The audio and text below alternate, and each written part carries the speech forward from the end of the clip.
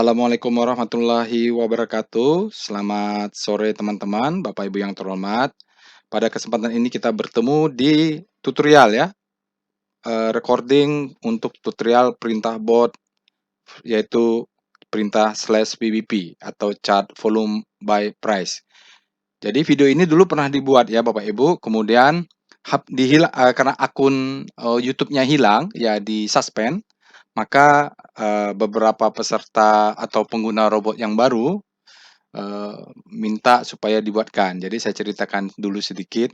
Dulu robot DL Quanbot ini dibuat ya atas ide dan sharing bersama teman-teman saya di kelas ya waktu kuliah di Sekolah Bisnis ITB ya, kelas Jakarta, PBP. Nah, karena ini adalah teman-teman satu kelas, satu angkatan, dan kami diskusi biasa sharing tugas itu biasa pakai email dan YouTube yang disediakan, Google Drive yang disediakan oleh ITB. Jadi diskusi-diskusi tentang kuliah bisnis, tentang bisnis plan apa segala macam, terbiasa pakai email berbasis Gmail, tapi domainnya adalah SBM ITB.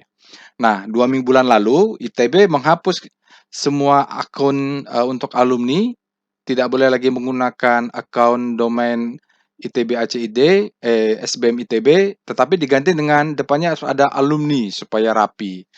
Bagus juga sih, tetapi eh malangnya semua video-video tutorial yang ada di akun YouTube waktu saya kuliah di ITB itu hilang ya, kuliah S2 maksudnya. Kalau S1 kan lama sekali sudah.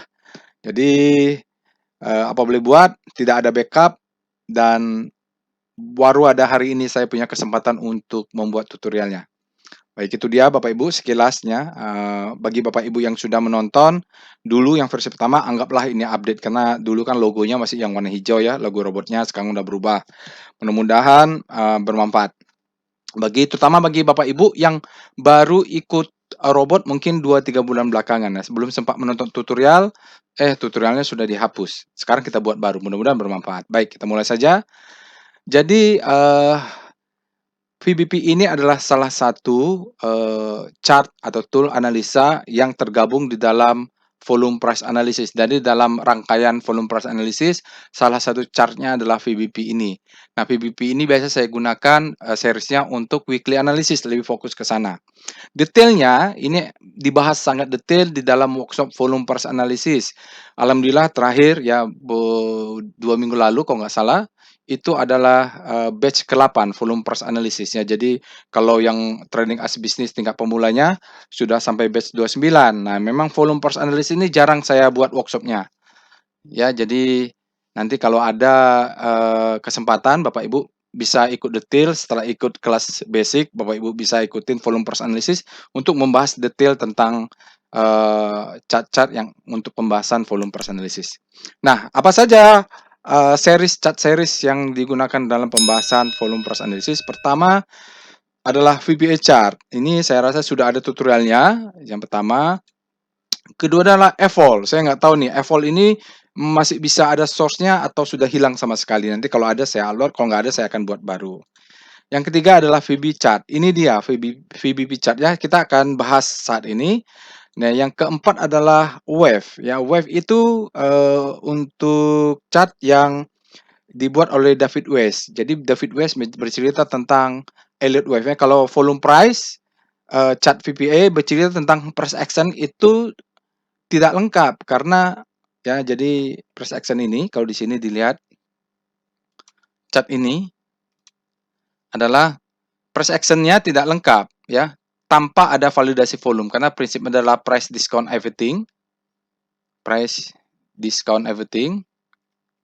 volume validate ya,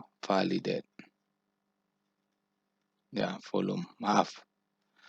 Nah, sama dengan VBP, wave mengatakan bahwa Elliott wave itu benar berguna, wave memang bergerak secara wave, tetapi dia butuh validasi. Nah, validasinya menurut David West adalah volume. Sementara VBP nanti kita akan bahas detail. VBP bercerita tentang volume at price ya. Jadi gitu. Baik, kita sekarang akan fokus kepada chart yang nomor 3 ini, VB chart. Oke, kita mulai dengan teorinya dulu. volume by price atau volume at price adalah chart yang bercerita tentang volume profile. Jadi kita masuk dulu ke teorinya.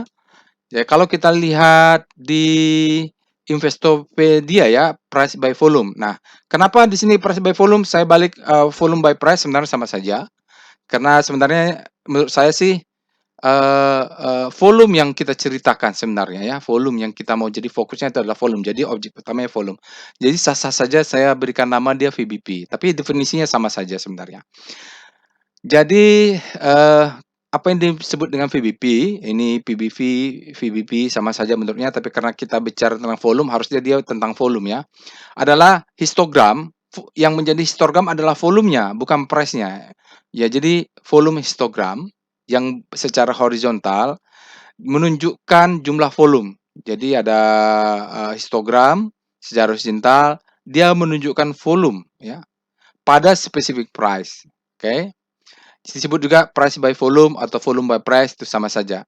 Oke. Itu teorinya. Jadi ada volume yang berada pada sumbu Y, bukan pada sumbu X ya. Price-nya bergerak terhadap sumbu Y ya, Y dan X untuk harganya. Oke, sekarang apa gunanya ya? Jadi kita tahu nanti detail posisinya di mana. Sekarang kegunaan dari volume by price ini. Pertama, sesuai dengan prinsip-prinsip dari volume price analysis bagi Bapak Ibu yang sudah ikut workshop VBA atau sudah menonton tutorial tentang volume price analysis, nanti Bapak Ibu sini bisa nonton. Bahwa volume itu bertindak sebagai leading indicator dari seluruh indikator yang ada di pasar saham. Semuanya lagging, ya, semuanya lagging, kecuali price dan volume.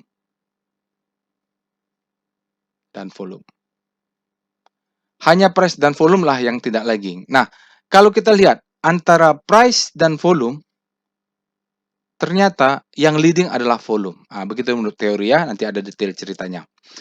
Dia sebagai leading indikator yang menunjukkan berapa jumlah volume yang terakumulasi pada suatu range tertentu ya, terakumulasi atau terdistribusi. Oke.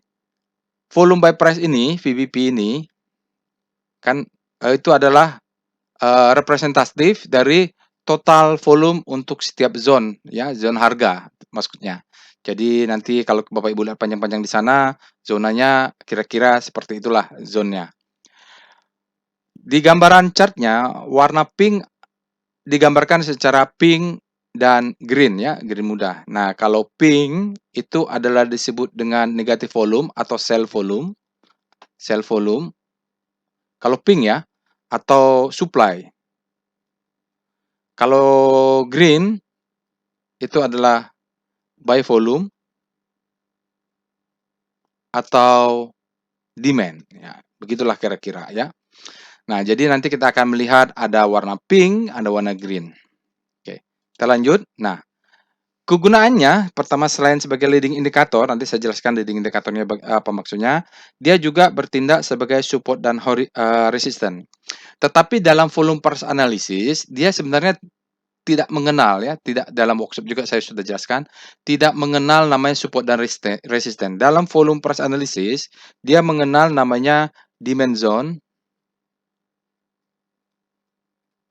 atau supply zone.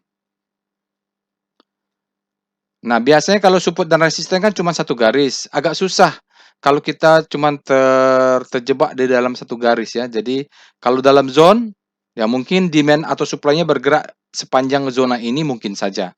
Tapi kalau resisten itu seolah-olah satu garis, the latest point, the extreme point itu agak susah diterima oleh para trader yang bermazhab volume price seperti saya. Tapi tidak apa-apa, itu hanya istilah, tapi sebenarnya definisinya sama. Jadi dia menjelaskan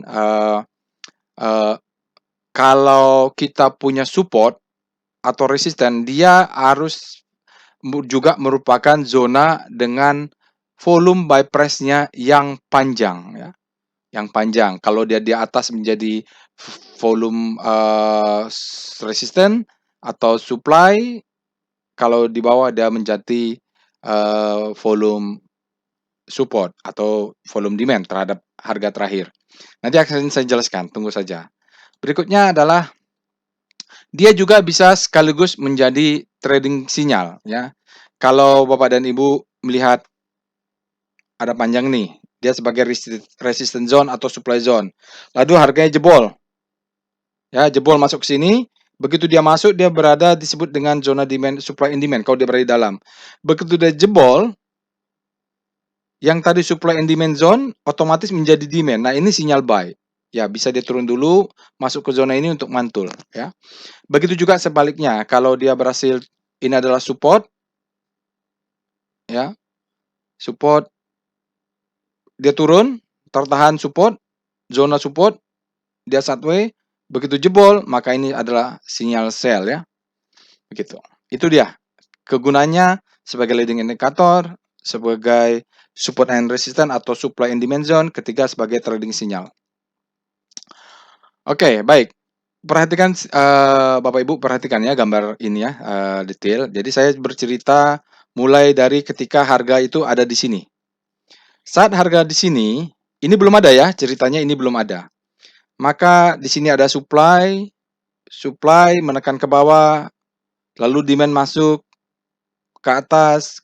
Hukum pertama Wyckoff mengatakan kalau demand meningkat lebih besar daripada supply maka harga akan naik. Lalu tiba atas, supply-nya masuk lagi, ketika supply lebih besar daripada demand dia harga turun lagi. Termasuk di sini, nah naik ke atas.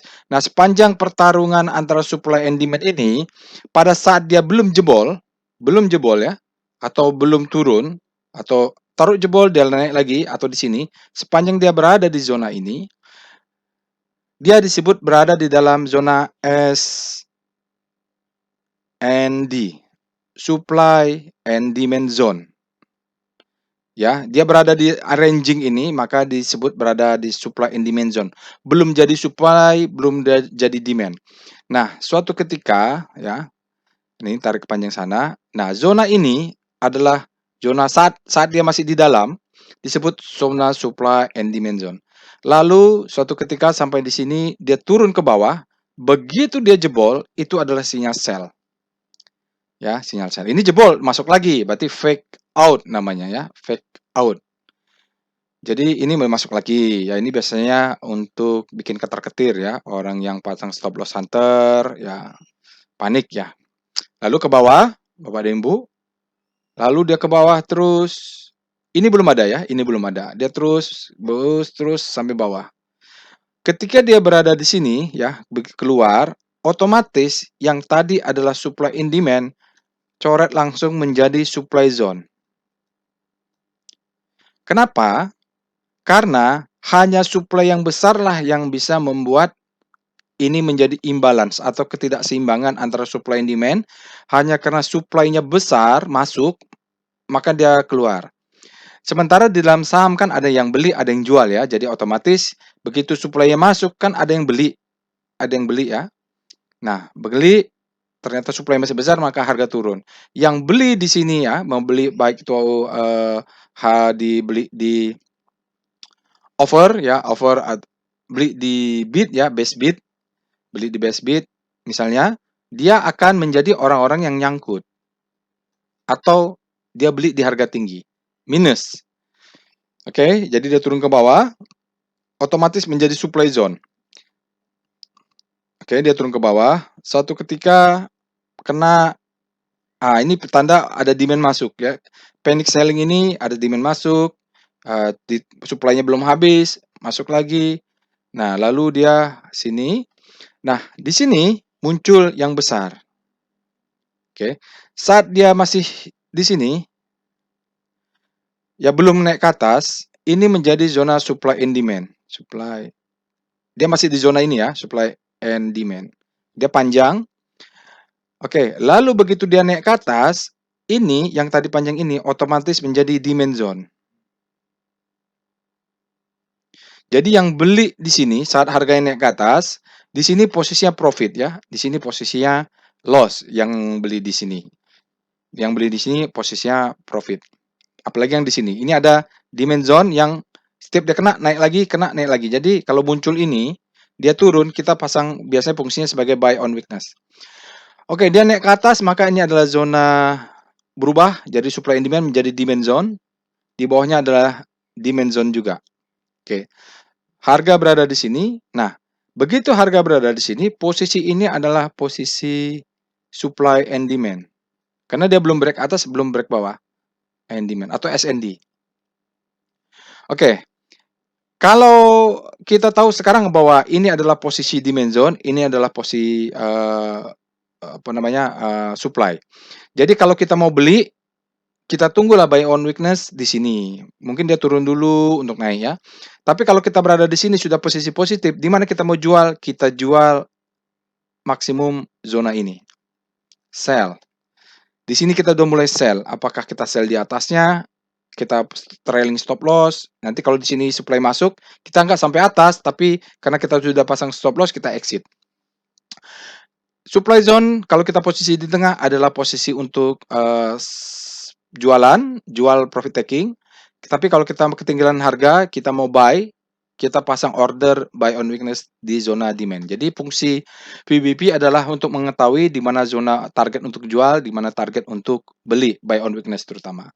Oke, begitu dia salah satu fungsinya ya. Nanti saya sering jelaskan selalu ada di aftermarket close. Jadi kita tahu sebagai support and resistance, supply and demand zone, supply zone untuk kita menentukan target jual atau profit taking. Kalau kita mau beli buy on weakness, kita cari zona-zona supply zone, demand zone, begitu dia. Oke, ini contohnya Bapak dan Ibu. Jadi dulu ya, dulu waktu di sini ini adalah zona supply and demand. Ini ya. Lalu jebol, sinyal jual. Nah, dia ini begitu harganya jebol ke bawah, lihat ini ada panjang. Yang panjang ini disebut dengan zona supply. Lalu dia turun ke bawah. Ya, ini pertarungan antara supply and demand. Ini makin panjang. Oke. Saat dia belum terjun, ini adalah yang panjang ini adalah disebut dengan SND. SND supply and demand atau pakai tanda N itu sama saja. Lalu ketika dia berhasil jebol ke bawah dengan candle ini misalnya, otomatis dia kalau sudah di sini menjadi supply zone. Yang tadi supply and demand, begitu harga sudah jatuh di bawahnya, dia menjadi supply zone. Turun ke bawah, panic selling, yang di sini adalah orang-orang yang nyangkut. Oke, Bapak Ibu, dia best bid mungkin belinya ternyata jebol, maka yang dia beli minus sekarang. Kalau nggak sempat keluar seperti ini, maka dia ada di atas terus. Biasanya kalau psikologi orang yang ketinggalan begini, dia takut untuk kalau terlanjur di sini ya. Kalau dia jual di sini, maka bisa jadi dia realisasi rugi. Tapi kalau dia tahan mungkin masih floating loss saja. Itu psikologi orang nyangkut.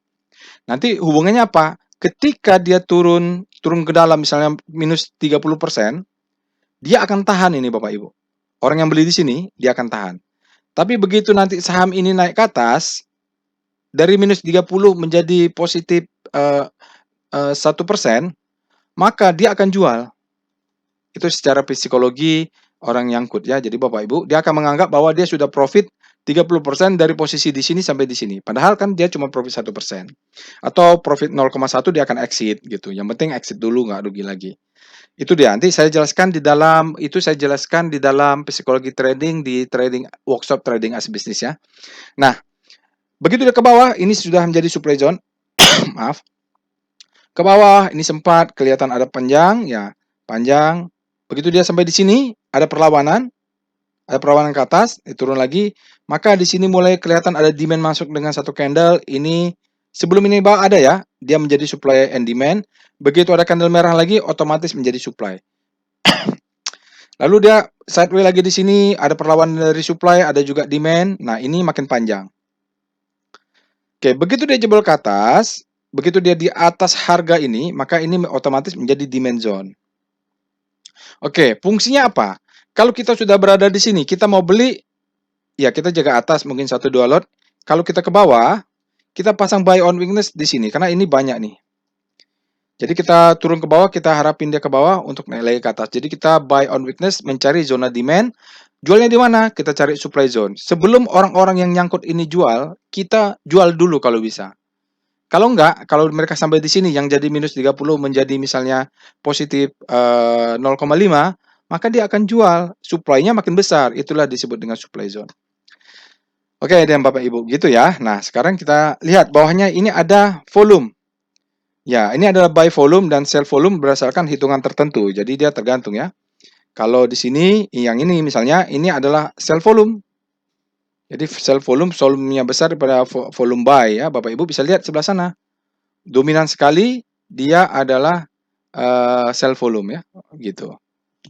Oke, ada hitungan tertentu. Jadi seperti itu Bapak Ibu. Jadi ini bisa digabung cara bacanya.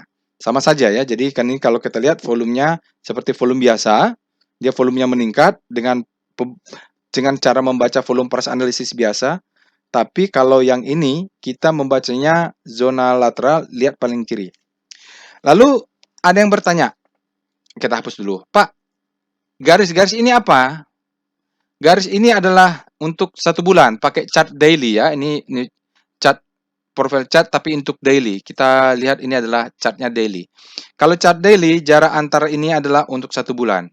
Di dalamnya Bapak Ibu bisa lihat, di dalamnya ini ada volume profile warna kuning. Jadi kalau dia bercerita warna kuning adalah dalam 1 bulan ini yang demand zone-nya yang besar adalah di sini. Kalau harga di atas maka dia sebagai demand. Oke. Oke, jadi kalau misalnya di sini ya, dalam 1 bulan ini, bulan apa nih? Februari, ya. Harga misalnya di bawah ini, yang atas itu menjadi supply. Supply dari dia ke sana. Nah, warna kuningnya berarti yang kuning ini adalah supply. Adalah supply and demand untuk 1 bulan. Jadi gitu Bapak Ibu. Misalnya ini bulan Mei, jadi dari banyaknya pergerakan sini, sekarang harga sudah naik. Di bulan ini, bulan Mei ini adalah demand zone. Jadi kalau dia turun, kita tunggu di warna kuning ini juga bisa. Sementara yang profile volume yang besar hijau dan pink ini adalah profile volume digabung mulai Januari di sini sampai akhir price candle ini. Jadi seluruh panel ya Bapak Ibu begitu. Bedanya kuning sama itu. Kuning itu mengikuti garis-garis per bulan. Baik. Cara perintahnya gimana di robot? Ketik saja /VBP nama sahamnya, contoh /VBP PTBA, maka dia akan keluar cat seperti ini PTBA ya. Jadi kita juga bisa lihat kalau ada gap harusnya volumenya memang tidak ada. Baik, sekarang kita lihat berikutnya. Selain dia daily, bisa juga dengan weekly. Jadi chartnya adalah chart weekly. Di sini Bapak Ibu bisa lihat ya. Dia weekly. Jadi dia digunakan untuk volume price analysis, untuk menganalisa wake up structure juga dia kelihatan detail. Nah, misalnya di sini Bapak Ibu, saat harga di sini dia menjadi supply and demand. Begitu naik ke atas, ini menjadi demand zone. Dia mau ngetes ke bawah tidak dapat. Begitu dia break ke atas, ini begitu dia kelas ini menjadi demand zone. Begitu dia naik ke atas, dia mau ngetes ke bawah, tidak berhasil, dia break lagi, maka ini menjadi demand zone. Ini dia naik ke atas besar, begitu dia harga sudah di sini atau di sini menjadi demand zone. Dia yang mungkin kalau dia turun menahan ya. Lalu gunanya apa? Pada saat ini kan ini belum ada, saat di sana belum ada. Karena kita belum ada, kita akan tahu dia akan berhenti di mana kira-kira. Nanti setelah itu dia akan berhenti di zona yang besar ini. Di sini dia berhenti ya. Ini rally drop drop base drop. Ini adalah demand zone. Jadi orang akan menahan, ternyata jebol juga, supply lebih besar. Saat ini tentu ini tetap menjadi supply. Ini saat ini belum terjadi, maka dia akan menjadi target. Dia turun akan tertahan oleh demand yang di sini. Ini dia ya. Nanti kalau dia naik ke atas di mana Pak? Kalau saat ini adalah supply. Maka dia naik ke atas mungkin akan tertahan, kenapa orang di sini pada keluar. Pak, tapi bagaimana posisi ini? Saat ini yang di bawah kalau ditarik garis dia menjadi demand zone. Bisa jadi kau jebol ini akan tertahan. Terus kau jebol lagi dia akan tertahan di sini karena ini adalah demand zone. Jadi sebelum kejadian dia merekonstruksi sesuatu. Kalau volume price trader kami tidak pakai chart daily, tidak pakai chart 60 menit ya, pakai chart 5 menit lagi. Ada orang transaksi pakai chart 5 menit, nggak apa-apa. Teman kalau untuk wake off, umumnya struktur bisa dilihat di weekly. Baik, seperti itu dia Bapak dan Ibu, kira-kira kegunaannya. Jadi ketika chart berjalan, Bapak Ibu bisa tahu di mana zona supply, di mana zona demand, dan berapa kuatnya. Kalau di sini yang mana paling kuat? Yang paling kuat adalah ini. Jadi bisa jadi ini adalah accumulation, ini adalah marking up, ini adalah distribusi, ini adalah marking down. Mungkin sama apa nih? Ada row, dia akan turun ke bawah lagi, masuk ke zona yang ini. Kita belum tahu, masih di sini ya, jadi belum tahu. Saat ini adalah demand zone, mungkin dia akan ngejar ke bawah. Maka struktur wake off-nya terbentuk. Begitu dia Bapak dan Ibu. Nanti kalau tertarik dengan workshop volume price analysis, silahkan ikut ya Bapak Ibu, kita lebih detail. Ini waktunya terbatas. Itu saja yang bisa saya sampaikan. Bapak Ibu silahkan praktis di robotnya. Jangan lupa selalu nonton after market close analysis atau weekly stock analysis karena chart VBP ini adalah salah satu chart wajib yang saya analisa di setiap after market close maupun dengan weekly stock analysis. Itu saja. Kita bertemu kembali nanti di penjelasan atau tutorial tentang chart yang lainnya. Assalamualaikum warahmatullahi wabarakatuh.